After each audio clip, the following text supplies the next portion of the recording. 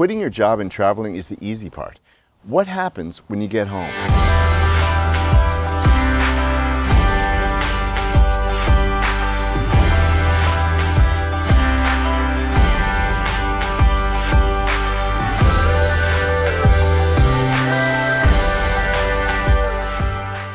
And we're back from Portugal.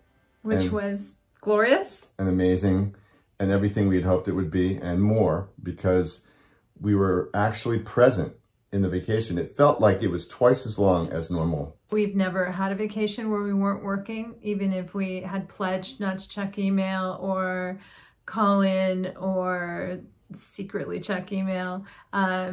We were anyway. And we were always talking about business. And on this trip, we didn't. And no.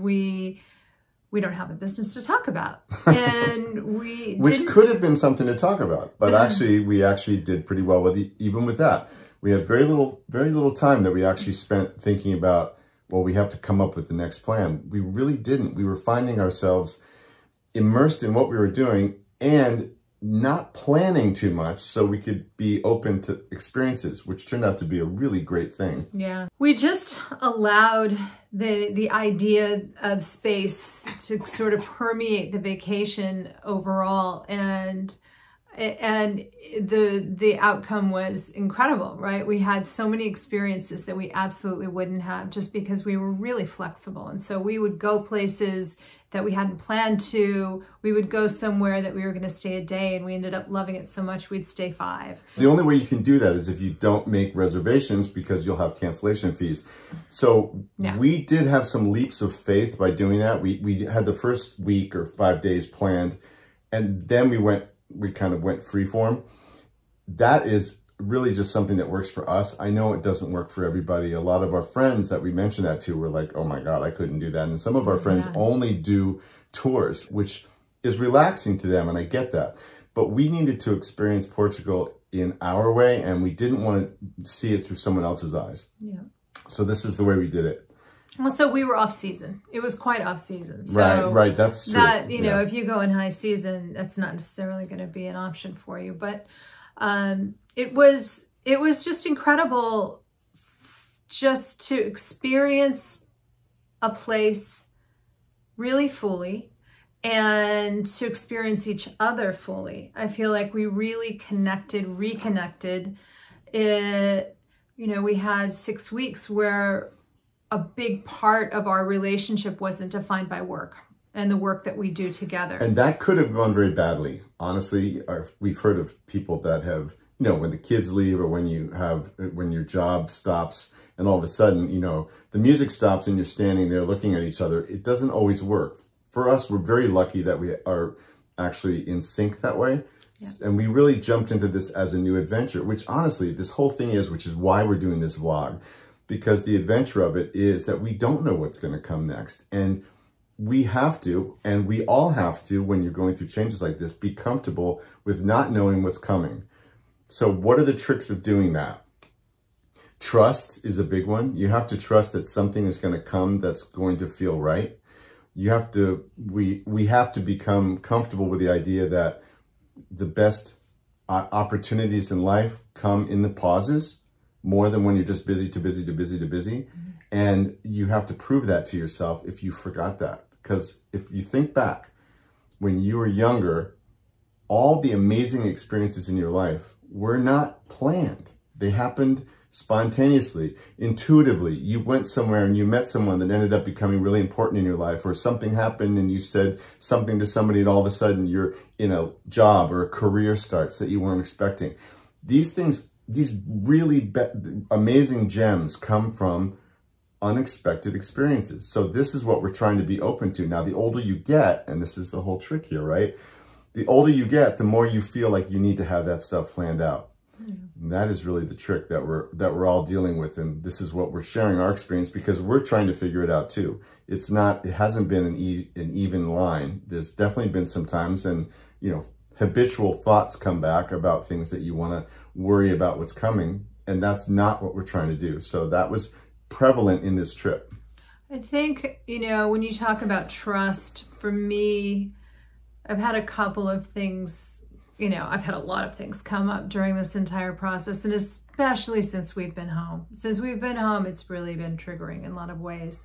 But you have to really look at the success you've had in your life. I mean, the odds are tremendously good that you've been successful at probably a lot of different things. And landed on your feet. And landed on your feet every single time, even when you never thought you would. And when you look back and see that, it's still easy to say, oh, it was probably a fluke. I mean, we've been very fortunate and very blessed to build a business and be successful and have a successful exit and raise healthy, happy children. And it's still really easy to think that it was a fluke. Imposter syndrome is everywhere. It never stops. And I don't think anyone's free of it. And if they are, I really wish they would tell me how they do it. Because this is something that has been there forever. And no matter how old we get, it is there. And if you look historically, it's ridiculous that it's there because everything has happened up till now and you haven't fallen on your face or had everybody point at you and say imposter and then, you know, everything around you falls apart. That doesn't happen. Back to our trip, there were moments when we decided to really just throw planning to the wind and see what came up. And we had some great experiences. We were in Barcelona and Cheryl got a Airbnb experience of petting dogs, which sounds really ridiculous. I miss my dogs. Honestly, I rolled my eyes at this one. And when we went there, it still was weird. It was kind of lame. It was lame. But on the way home from that experience, we decided to walk, and it was about a 45-minute walk, and we walked through neighborhoods we hadn't seen and wouldn't have seen. We had experiences along the way that were pretty incredible. One of them being that we walked by this theater that was designed by Gaudi's mentor, and it was amazing. We would have never seen it, and when we were in there, they were mentioning a concert that night, and we ended up going to this concert, which turned out to be these 3 master flamenco guitarists and these 2 master flamenco dancers that are not the kind that are in the tourist places. These are the real deal, and it was a fantastic concert, and it was an amazing experience that we never would have had if we hadn't decided to walk home from those stupid dogs. Oh, they were nice dogs. They were very nice dogs. It just was a little bit of a weird experience. But, you know, when we were on our way home, we said, oh, we have to remember how much we were able to experience because we allowed the space and we're really flexible. And when we get home, we are absolutely going to do this. We're going to explore San Diego. We're going to explore surrounding areas. We're going to be really great about creating space and allowing space for things to happen and seize the day and all of that. And have we done it? No. Well, it's okay. It's been 1 week and it's the holidays and things are, you know, not normal for that. Yeah, give us a break. Give us a break. But I can see that being in your home and being back in your home space and having a couple of your limbs removed from the equation has made us a little shaky about that. And we're trying to figure out, well, how do we get back to the new normal of not having these appendages of our job, our careers, our identity locked into something when you were in a place that is reminding us about that all the time. Mm. It's been something that's come up for me, I think even more than it has for Cheryl, because coming from the world of production, I am trained to think about everything that can go wrong so I can anticipate it and make it not go wrong. That's a natural thing in my business upbringing. So it's made me, it's probably because I have a pessimistic nature, but it's also made that muscle stronger where I tend to think like that. So, and that's just my nature. And I think it's something to be challenged. I don't think it's something I should just let be, but it has come up since we've been home a number of times, and it was not the case when we were away. It felt like a completely different world to us. So this is a challenge being home right now for that reason. It is. I mean, coming home is always hard, no matter what, especially when you have an amazing trip and we're walking into the holidays and things are different and the pandemic is starting to rage again. Yeah. And there's a lot going on that we're all walking back into. But it all boils down to uncertainty. And that's something that we all know in our lives, that uncertainty is inevitable. And the pandemic is just a reminder that nothing is set. Nothing is made etched in stone. And we all have to get better with not knowing what's coming. And that is easier said than done. Much easier said than done. But, you know, for me, the tools that I'm using to keep the anxiety at bay, to keep myself in a positive headspace, is cut back on my intake of news, especially all the scary stuff, which is pretty much all the news is. That's all the news. That's all the news is. And feed my brain and my body with positive things. So I've been waking up and immediately listening to positive podcasts on my calmapp, or listen to my friend Christine Mason, who has an amazing podcast, or a timferriss podcast, or, you know, there are a lot of great things out there. We were turned on to this professor today, who's a Harvard professor who wrote Art of Happiness. I'm going to start listening to that.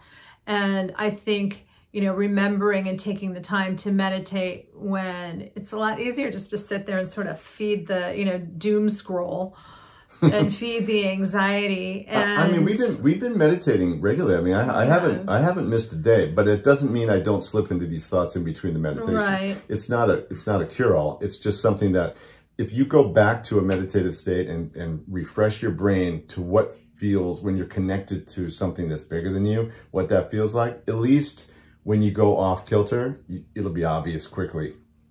Yeah.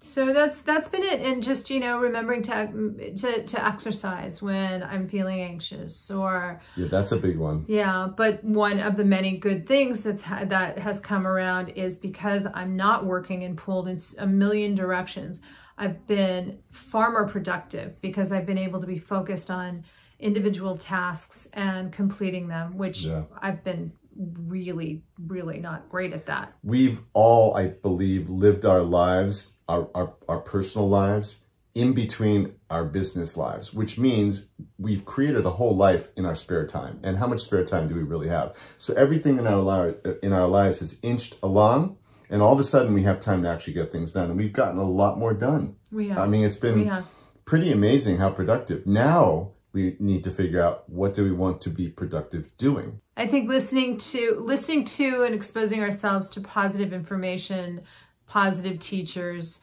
if it's podcasts, if it's reading a book, if it's watching something, it's just really making sure you're feeding your brain with all the good stuff that you possibly can. And I cannot stress enough, gratitude.